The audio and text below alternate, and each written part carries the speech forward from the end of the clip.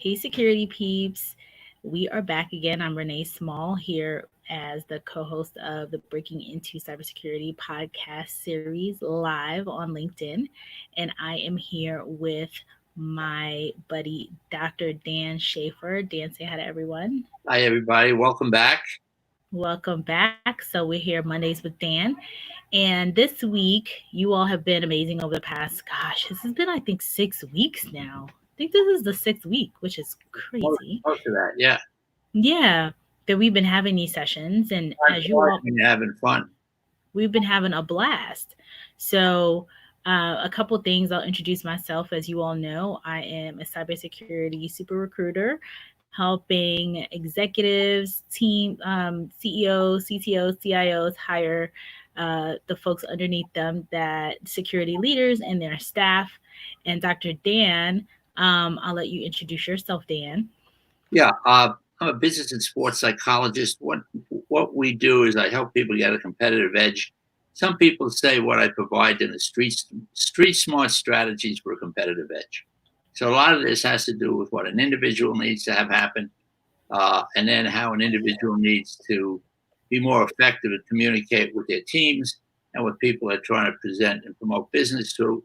So it's across the board, uh, looking at anything that could possibly derail what your plans are, personally and corporately. Perfect. So every week we've been coming on and chatting a bit because of the challenges going on, obviously, with COVID-19.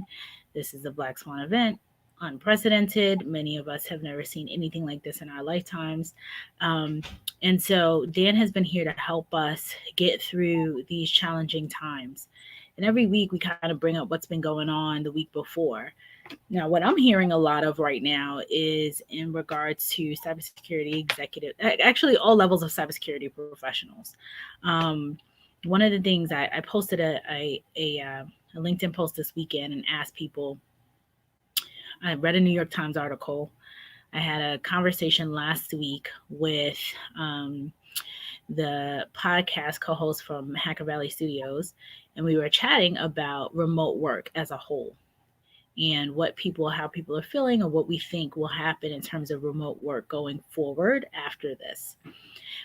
In between last week, what I've been hearing from a lot of cybersecurity folks was that they were getting anxiety and stress around the actual going back to work, going back out of the home, so going back into an office, because many of us have been working from home pretty much at full capacity, doing our jobs here.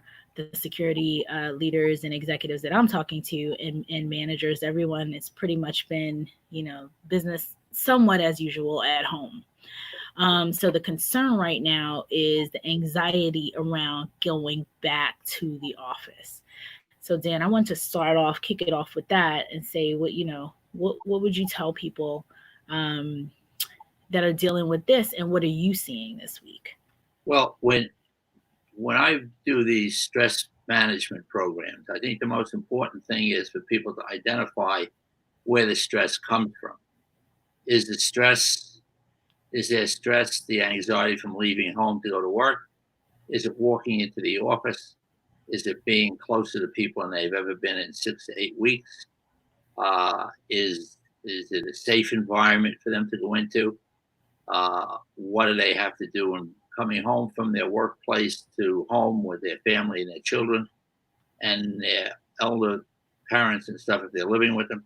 So it's once again, everyone is different. So I think people need to explore what's happening with it. Now, there's a way to separate that, to separate those situations. But the most important thing is to recognize that it's happening. One of the things we started out talking about, we talked throughout this whole series so far, uh, is the impact that stress has on the operation of a business, particularly invisible stuff like errors, omissions, accidents, and safety. Mistakes go up, uh, accidents happen, people are distracted, uh, safety issues.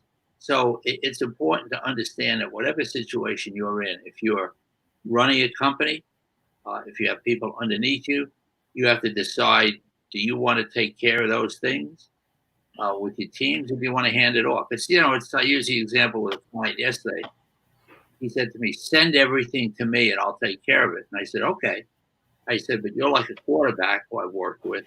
And, he gets the ball. And he said to me, well, I'm not happy with the way the play went. I said, well, I have a solution for you.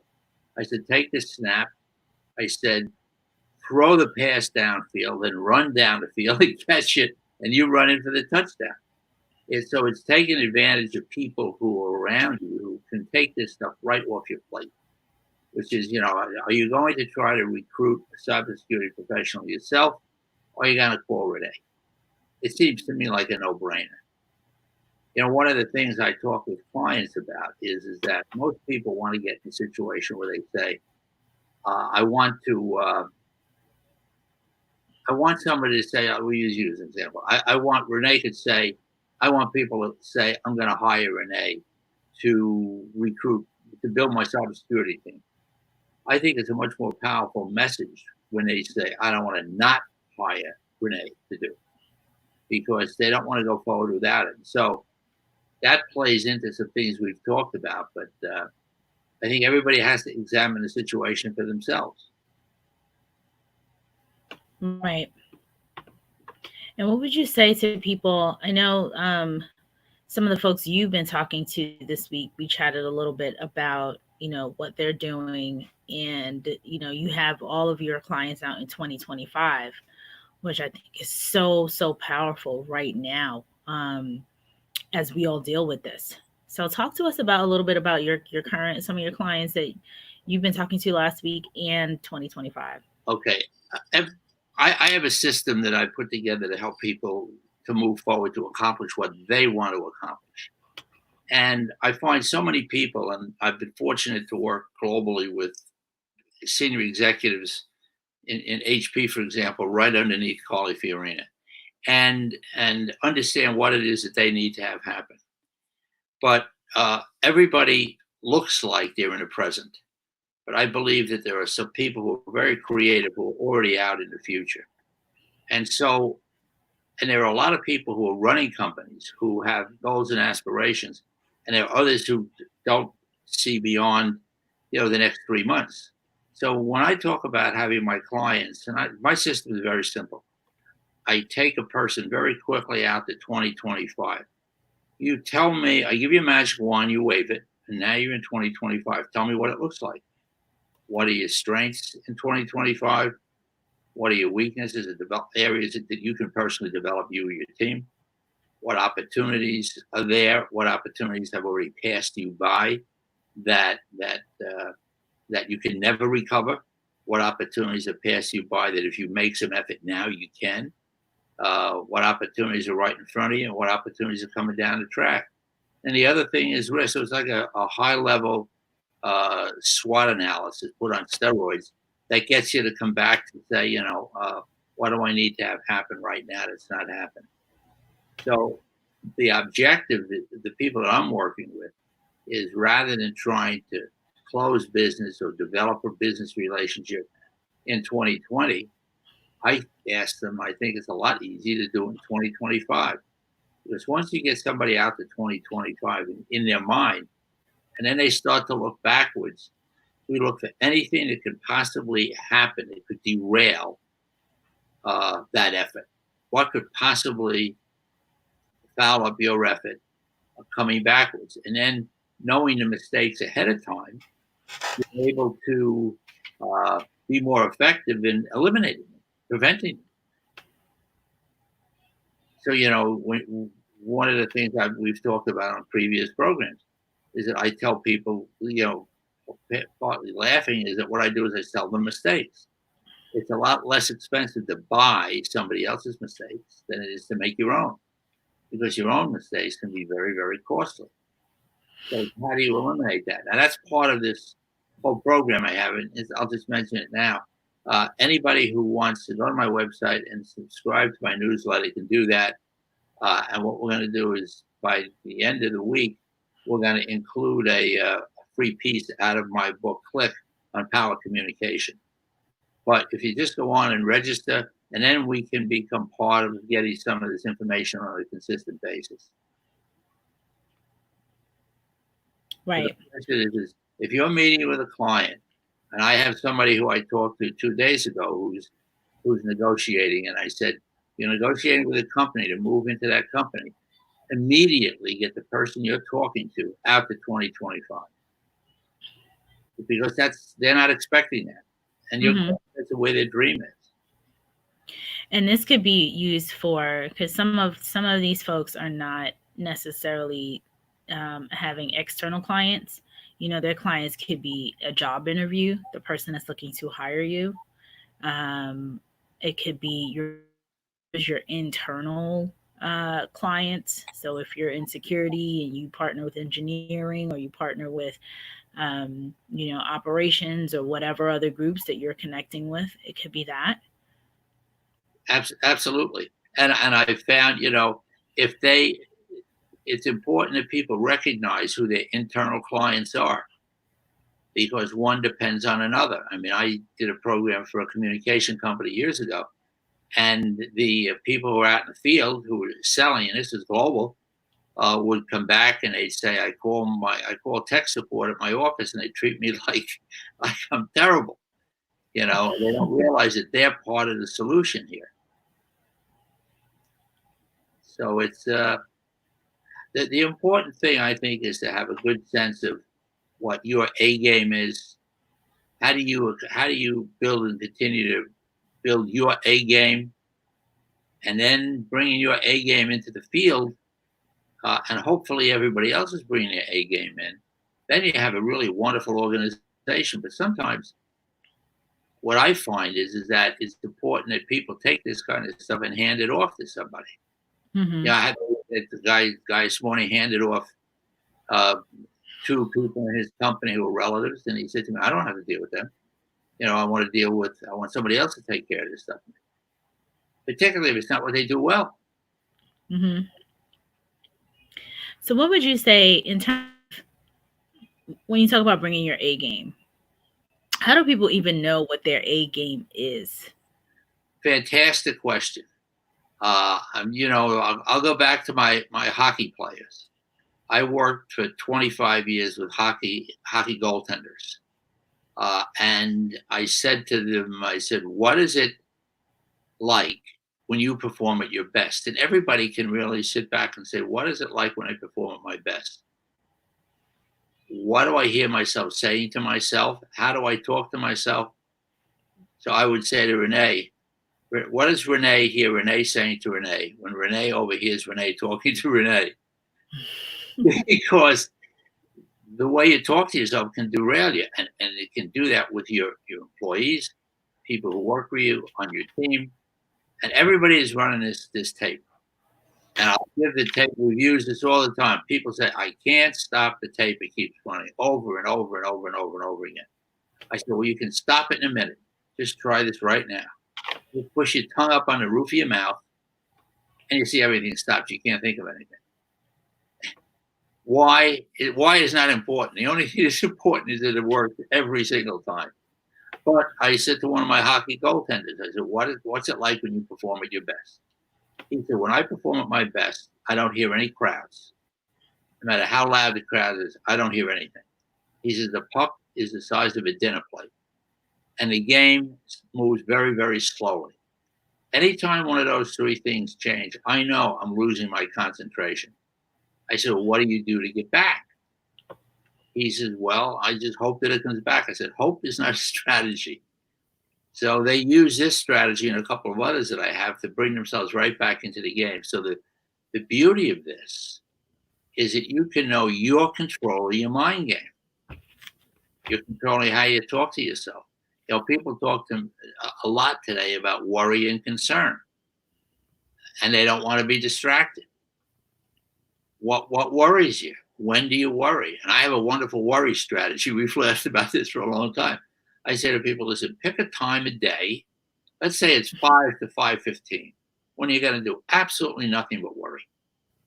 So at 5 o'clock, you come back into your house, you sit in the corner, face the corner, you worry for 15 minutes.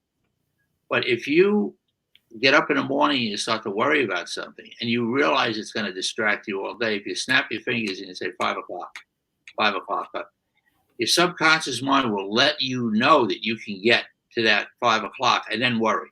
Now, the only problem is if you don't show up at 5 o'clock to worry, your subconscious mind is not going to play that game with you. But it works. I think people would be surprised about how much the subconscious mind just affects everything. Anybody who's played a sport knows, some people have had to play in football, and they'll say to themselves afterwards, how did that ever happen? How did I make that happen? Like, it happens automatically. Mm-hmm. The issue is that and anybody who sends me a note, an email, I'll send them Chad Pennington's forward to my book, where he said, he uses hypnosis to focus and concentrate and eliminate distraction. But it's like anything else, what distracts people today? You have to pay attention and notice what distracts you. Mm-hmm. And you can't control what you can't see, hear, or feel. So if you can hear the self-talk, you can control it. If your team hears self-control, they can control it. But you take a professional athlete. If he starts to feel himself slip, if he starts to feel himself missing what's going on, or he feel like I'm not really in the game today. Mm-hmm. What does he do? Who does he talk to? Can't talk to a coach who maybe pull him out.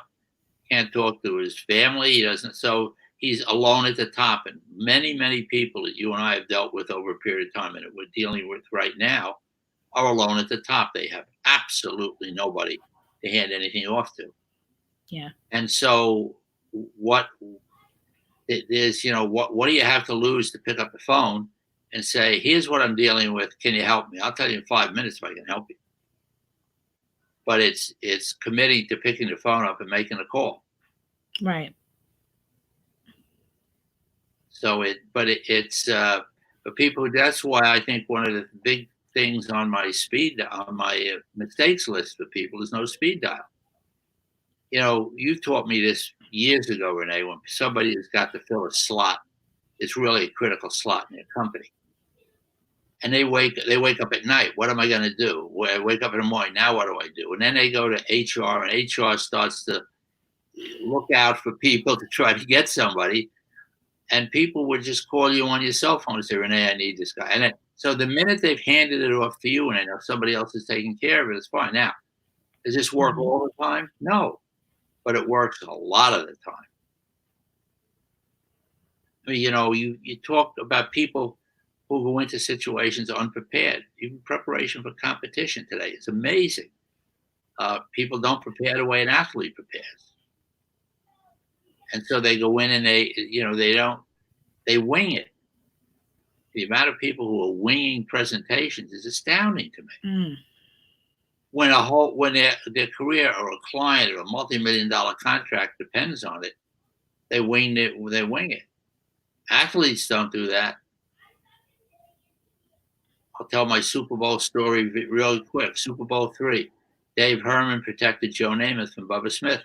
I said Dave was 6'2", 250. Bubba Smith was 6'7", 365 or something like that. I said, how did you do that? He said, I watch game films. I said, what do you watch for? He said, I figure when a guy that big has got to move forward, he has to be standing on one foot just a little bit longer than everybody else. He says, so all I looked for was when his toe came up. That's all I paid attention to, when the toe came up.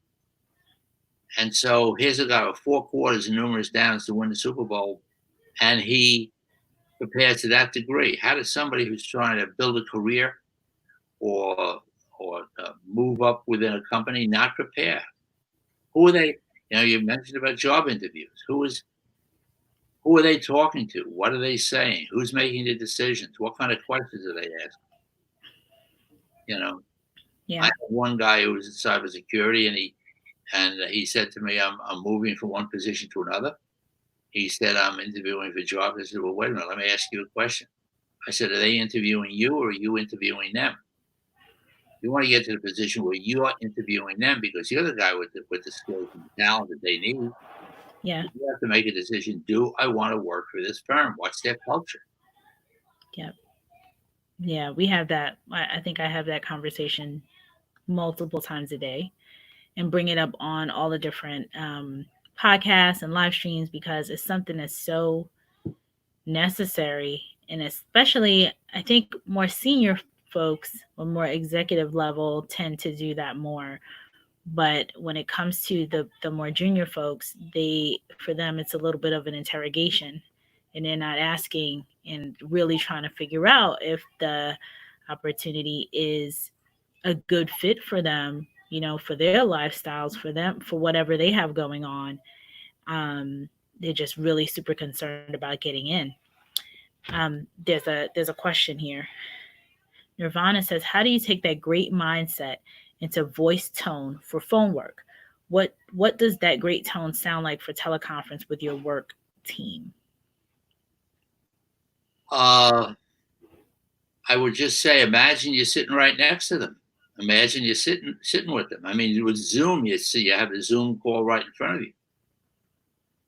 But it's, remote management is certainly challenging, particularly when people have been thrust into it with no training or no system to do it. I know we've talked about this on previous calls. When you have somebody who runs a country, for example, for a major company like HP, and they have people in 4 or 5 other countries that are on their team, you can't use a traditional management strategy. You have to move into a coaching culture. And that provides some challenges for people who are accomplished leaders, because a lot of people who are really good at what they do don't know how they do what they do. Mm-hmm. And so unconscious competence gets in their way. Yeah. So then if they move into coaching system, which is, a whole system that you can work through and figure out, and we do that routinely with people. How do you set up a coaching culture? Yeah. The thing that convinces somebody who's the least bit skeptical about the coaching culture is the first time they save a multi-million-dollar account by coaching a person before they went in to negotiate. It's like, oh my God, if this person went in and did what they were planning to do, we'd be in a lot of trouble. And I had that with a law firm. Law firm said to me, I didn't believe it until this young person came to me and told me how they were going to conduct this trial. It was easy. It was a hanger. There seemed to be no way we could lose it. She found a way we could lose it. So I was able to stop it and get her, coach her into how she should interact. And he said, but it was very close. Yep. So AJ says, "Good point. Train on the smallest details to be better than the competition." I think he's talking about your Joe Namath example. But who would ever think about that? I mean, when he said to me, I watch game films, I figured he was watching for formations and nothing that small. Mm-hmm. So how do you do that? How do you profile a group of people who you're going to talk to, and understand who they are, what they want to have happen, how you need to speak to them? Just simply, you have the choice. If you're talking to a right-handed person, are you going to sit on their right-handed side or their left-handed side? Think about that for a minute. Yeah. If you want to persuade somebody who's right-handed, you want to sit on their right-handed side because they're much more comfortable turning to the right than they are to the left. And just knowing that, walking into a scenario, especially if you don't necessarily know that person or know if they're right-handed or left-handed, that preliminary background research is what people don't. I don't even think people think to do research like that. They don't. I mean, I was at a conference one time, and this guy who was 6'7" was in his booth at this trade show, and he said to me, no, nobody comes over to me. I said, look at you, you're 6'7". People have to look up to you. You should be sitting down, talking eye to eye with somebody. Plus, when you start to move into somebody's personal space, you don't know whether they're intimidating you or not. You know, somebody said you have to be very careful with hand movements. You know, always consider your body a box, your shoulders and your waist, so your hands stay in the middle of the box. He said, you start to move your hands up, you have no idea what that unconsciously means to somebody who may have eaten a hit, you know? Yeah. For sure. Absolutely. So, you know, and we're open to any kind of, and the other thing about questions is very interesting, you know, people routinely avoid asking questions if they think there's any possibility that the question they ask could be reveal who they are. And so that's why I say it's easier. I mean, the people I dealt with this morning, they work for a large company. They're going to send me their personal emails and their cell phone numbers. So nothing goes into the company. Everything is run privately outside. That keeps the maximum confidentiality that's required to make these kind of things happen effectively. So Edmund has some questions. Hi Dan, it's been 2 months now and I have not worked or gone into the office. Due to the nature of my job and customers, there's absolutely no remote work. After being home for this long of a time, I've become very lazy. I don't wake up from bed until 8 a.m., which is a new thing to me. I'm always an early person. I spend too much time behind the screens, watching TV series, movies, video games, etc. Every time I think about returning to the office when this COVID-19 is over, I get stressed out about it. I seem to have become so comfortable with my current idle and lazy lifestyle. What will you advise me to do and how not to worry about returning back to the office or stop thinking about returning to the office? This Edmund, I got to tell you, I've heard this probably a dozen times this past week. This kind of a scenario. Not exactly, but the anxiety around going back. I don't know what Edmund does. Is he a cybersecurity person? What does he do? He's a cloud architect, so he does some type of, he does cybersecurity stuff. But it looks like he hasn't been doing it. Whatever he used to do, it was in the office. It was not. Okay. He couldn't do it remotely for his clients, for his customers. So let's say he decided. First of all, I believe that everybody is a CEO of their own company. Every one of the people I worked with at Hewlett Packard started their own consulting company. They started to look at the resources they had, the knowledge they had, the people they knew, people who they had worked with who left, and start to think of themselves as running their own company. So I would say to Edmund, come up with a name for your company. Go on Vistaprint, look for some business cards, and just start to consider yourself as running your own company. Because if you are the CEO of your own company, every decision you make becomes a business decision. What you eat, what you drink, what you see, what you smoke, how much you watch on TV, those are all business decisions. And this works great with student athletes and professional athletes because they really are running a business, but they don't think they're running a business. It's difficult to be in business today under any circumstances, but it's really critical to be in business when you don't know you are. So I'd say just start to think of yourself as a company. When you get a business card with your name on it, and just for example, you could make it the Edmund Group. What do? Cloud, whatever it is, technology. Architect. Cloud architect. Now the question is maybe he needs to write some articles. I don't know how long he's been in the business, but maybe he can start to write a book about cloud architects or reach out to people who need cloud architects. Now, Renee knows that I probably have no idea what cloud architect does. But the point is that doesn't make any difference. There are people who do, So I think that start your own company. And if you want to go on my website, look at some of the videos. There's information on there. If you wanted to contact me, I'll send you a way to look at that and set yourself up. But on the website is an article called The CEO Athlete, and that's got a lot of stuff about running your own company. Yeah, Dan, that's a piece of advice that you've given so many people, including me, over the years, us, especially your student athletes. And I know your athletes, your professional athletes.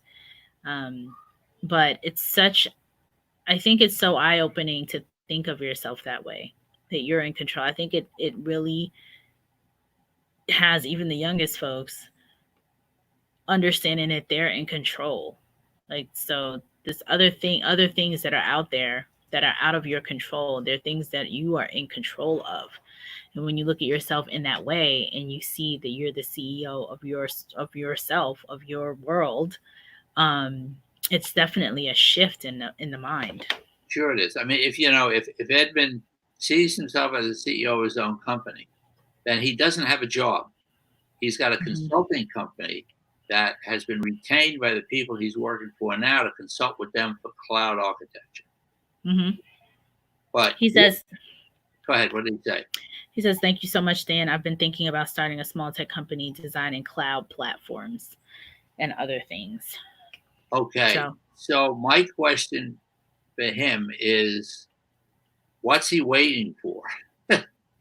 Get off the phone, come up with the name, go online, get the business card. And then once you plug that into you see, the interesting thing about 2025 with your subconscious mind is your subconscious mind must act out every thought, image, or idea you put into it. And the minute he comes up with a company name and he takes himself out to 2025, then he's already in business. Mm-hmm. And what happens is the subconscious mind starts to drag him in that direction. Do this, don't do that. Different ideas come out. And then, he could write a book about what he's doing right now, what this process is like for him now. Yeah. But I think the thing is that, it really, and there are a lot of people in this situation. Even LinkedIn posts. I mean, Edmund, you could be putting out, I know tons of us want to understand cloud architecture. There's so many people out here that you could be explaining to future clients, current clients. There's no need to, even if you're sleeping in, when you get up at 8, 9, 10 o'clock, there is a whole wide world of people on LinkedIn who are dying for this information, who really truly want to understand the intricacies of what you do. So sharing that with folks and really, explaining things that most of us, like to Dan's point, has no idea. Most of us don't have no idea what you guys are doing. I've talked to leaders, I've talked to CISOs who said their CIOs, CTOs, CEOs have no clue what it is to run a cybersecurity organization, what it is to stand up a program. They have no idea what's going on. And especially you folks that are super technical, the architects of the world, it's like speaking a different language to these folks. So just putting out on LinkedIn, doing either videos or writing blogs or little, not, LinkedIn posts that kind of explain what you're doing, that in and of itself, that shows thought leadership, and it shows what you're doing, and it shows people that you are the CEO of your own company, of yourself. You could, if you go on my website and you find there's an article called "Is Money and Mistakes," and look at the list of mistakes that my clients have made before they became my client. And then you make a list of the mistakes that your clients made before they became your client and what it cost them in money, emotion, or reputation. And then instead of selling the features and benefits of cloud architecture, sell the mistakes that people make. So Edmund says, I think the reason I get so comfortable is because I still get paid full salary by my employer. So he's still getting paid a full check. Well, that's okay. But, my question is, what we're talking about here is a safety net. Mm-hmm. Now, you can market what you do for your company. I don't know enough about this, but how you attract new clients, how do you get people to talk to you, what would be valuable to bring back getting paid that way. Mm-hmm. And certainly, I find a lot of people saying that the first investment I want to make is in myself. And so that's where my clients come from. Mm-hmm. And, and I'll just run through it. People probably wonder what the system is. It's pretty simple. It starts out with taking a survey that takes you out to 2025, which you can reuse for yourself, for anybody you're trying to deal with.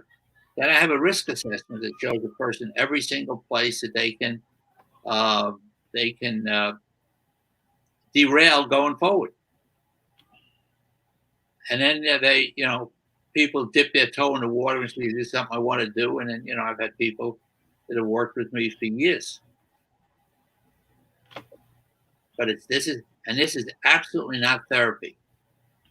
Street smart strategies. How do you do what you need to do to persuade and influence people with integrity? I mean, competitive edge strategies. The thing that tops the list with people today is, how do I communicate effectively? How do I change what my normal communication is to the individual I'm talking to? How do I prepare to compete? It's doing what you do now. Yeah. But Edmund, great questions. Reach out to Dan, Edmund. Pick on his website. Take a look at the website, but just Renee, I can give you my number now: 917-880-6758. And text them. Yeah, and then it's fundamental first question: what do you personally need to have happen right now that's not happening? Yeah. And you find out what's in the way. And this is not for everybody. However, the other thing too is that people who take this type of an effort seldom, if ever, talk about it. Visibility is one of my biggest issues, because I've been in a room full of people who are clients. Everybody is thanking everybody else for all the help they gave them. They never thank them, because nobody ever wants to know that somebody is working on competitive edge strategies that are really covert.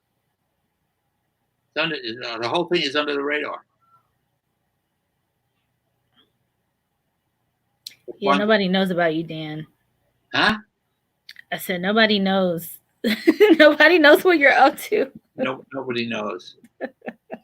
But it's important to people. I mean, I did a program for a dental organization, and this dentist asked me to come and speak to them about competitive edge strategies. And when I was finished, he said, "I was very disappointed." I said, "Why?" He said, "Nobody asked any questions." I said, "They're all competing with each other. They're not going to ask questions." My hockey players. I did a program for 95 of the country's top hockey goaltenders some years ago. Any questions? No questions after the clinic. So at the end, I figured, what did I do wrong that I got no questions? I had 40 kids online along a wall saying to me, "I would never ask a question in front of people who I'm competing with." Mm-hmm. So that's why this being covert, under the radar, on the phone, becomes intriguing. But it's definitely an edge. It's about getting an edge, about winning. Yeah. Yep. Dan, like I said before, what I loved about when I first met you, you said people come to me when losing is not an option. And right. So that always stuck with me. From, I don't know, 10, 11 years ago when you said that. Well, yeah. Losing is not an option. So, but you bring an interesting point up, because today winning is a problem for some people.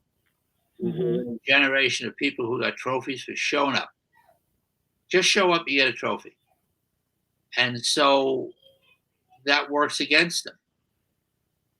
I did a program for a girls ice hockey team, and they said there was our biggest challenge what makes us most uncomfortable is when we beat somebody to have to be at a party with them the following night. I don't want to be around somebody who I've beaten. I don't like this thing about winning. Everything's a competition. Everybody has to win. I said, okay, there's two people looking for a job or for a position. You and a person sitting next to you. Who do you want to get the job? I don't want the job. I said, do you want to win? No, that's not winning. I said, no. Yeah. But again, what happens? So what works for you and what works against you? Yeah. Okay, Nirvana has a question, and then we have to wrap because we're getting close to noon Eastern. So she says, how can we talk about our services with leaders who do not know about the benefits of our specialty? That's a great one that comes up. She should call me and spend 15 free minutes with me on the phone about that question. But the point is, first of all, you have to understand that there are very few people who understand what you guys do. They just don't know. They have no idea what the challenges you're facing. They have no idea about what you have to do to protect your company. And see, talking to somebody who doesn't understand. So I think that what happens is you have to look at the way the brain does not work on features and benefits. The brain works on skepticism, reactance, and inertia. They're going to be skeptical about what you're talking about, or they're not going to have any idea and be embarrassed to tell you that they have no idea what you're talking about. Reactance is they don't want to be sold. You have to try to. I say to people, I don't close a sale with anybody. People do it with me themselves. I want to work with you, and that's it. And inertia is all the things somebody needs to do to change from what they're doing to something else. So you could explain everything that you know about to a prospect, and your imagination that they will then be able to turn around and sell you up within the company to explain what you do to somebody else is possible. That's why you need to find a way to get in front of those people. I mean, and again, I'm very vague about what I do because it's not clear because it's different with everybody. Mm-hmm.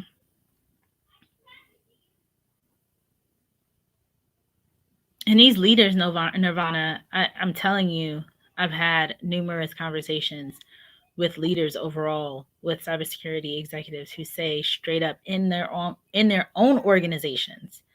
So this is if you're working for a company and I'm just picking a random company, McDonald's, CIO, CTO, whoever the CISO there reports to, 9 times out of 10, the folks that are on top have no idea what this person is doing. And I keep hearing this, and I keep hearing it over and over again from the executive level and the next level down. So think about that. If you're inside the organization and they don't fully understand, then you're outside talking to them about some type of product or service or something they really don't understand. It's like what I said with the tongue on the roof of the mouth at the beginning of today. Mm-hmm. It doesn't make any difference how it works, just that it works. It works. Yeah. How much time does somebody have to spend to talk to you about what they're doing? It's, Yeah, for sure. So we are at almost 45 minutes. Okay. And we've had some really good conversations. I already texted Nirvana your number. I texted Edmund your number. So please reach out to Dan directly. Text him. He is super responsive. Dan, a couple things. Thank you again for being here, for providing this insight to people. Like I said before, I have you here for them. I have you here for me.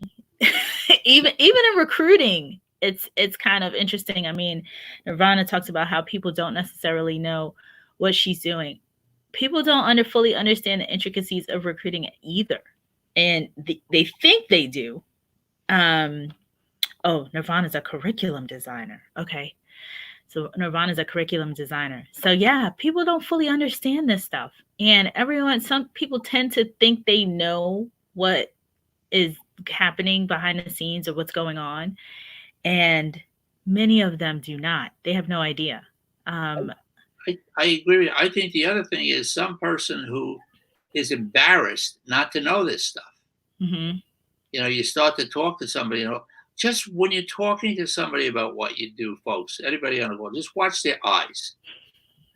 You get this glaze over, you've lost them.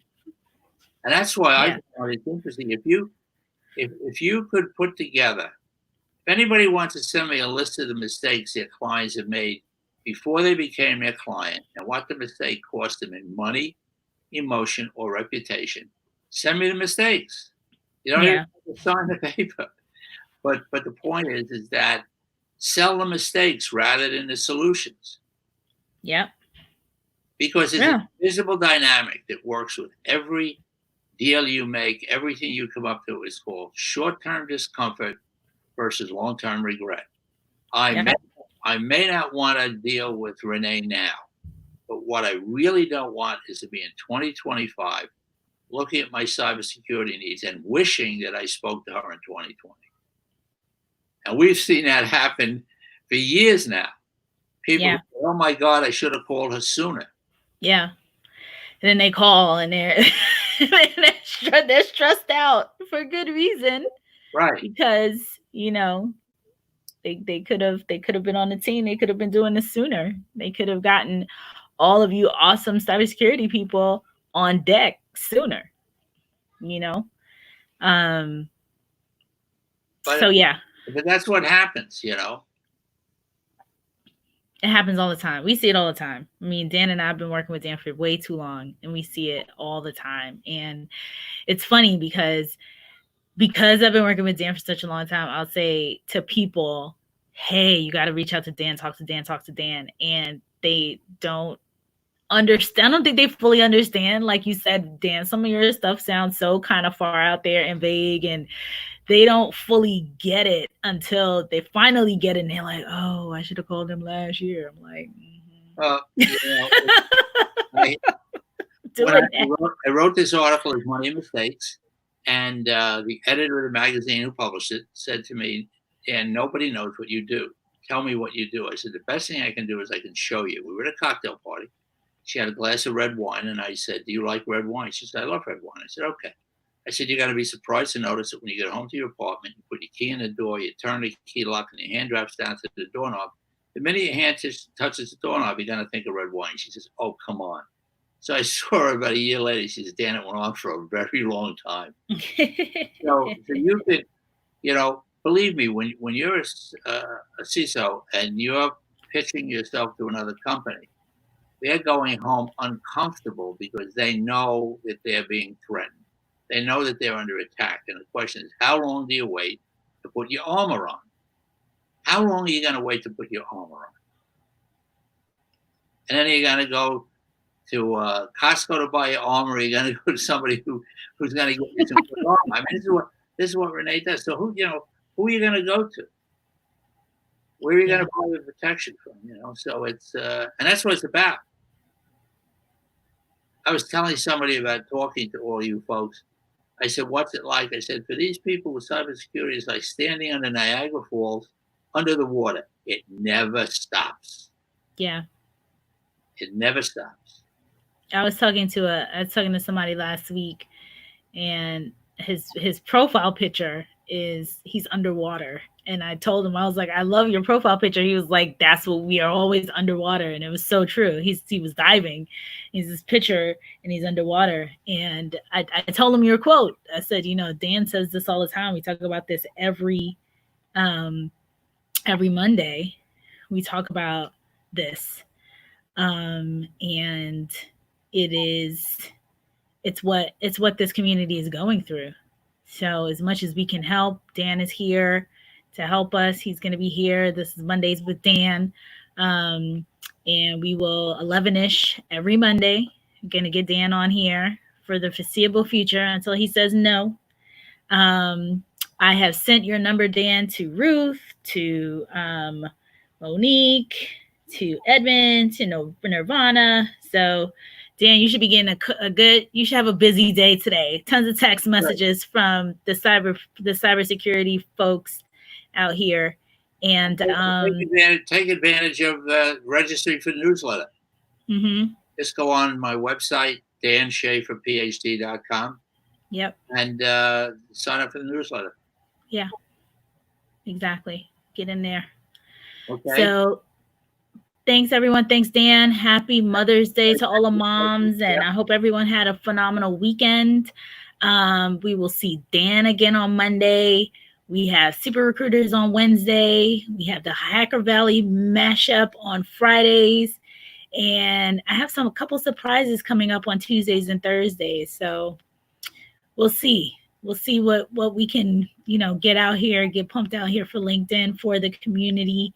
Happy to do this. If you have questions or if you want to have a topic related to careers, related to COVID-19, related to most of the time I'm getting information. I'm getting questions about resumes. I'm getting questions about interviewing right now. A lot of this remote work, all of that kind of stuff. If you have questions, send them to us, send them to me, and I'll make sure that whichever expert is on will be able to respond. So thank you all. Thank you, Dan, again. You're welcome. Once again, put Renee's cell phone on your speed dial, and the minute you wake up going, "Oh my God, what am I going to do next?" You just hit send. I got too many of that, Dan. They're calling. Everybody's calling. All right, guys. I will see everyone. We'll see you with Dan next Monday, and you'll see me on here the rest of the week. So see you soon. Okay. Goodbye, everybody. Bye, everybody.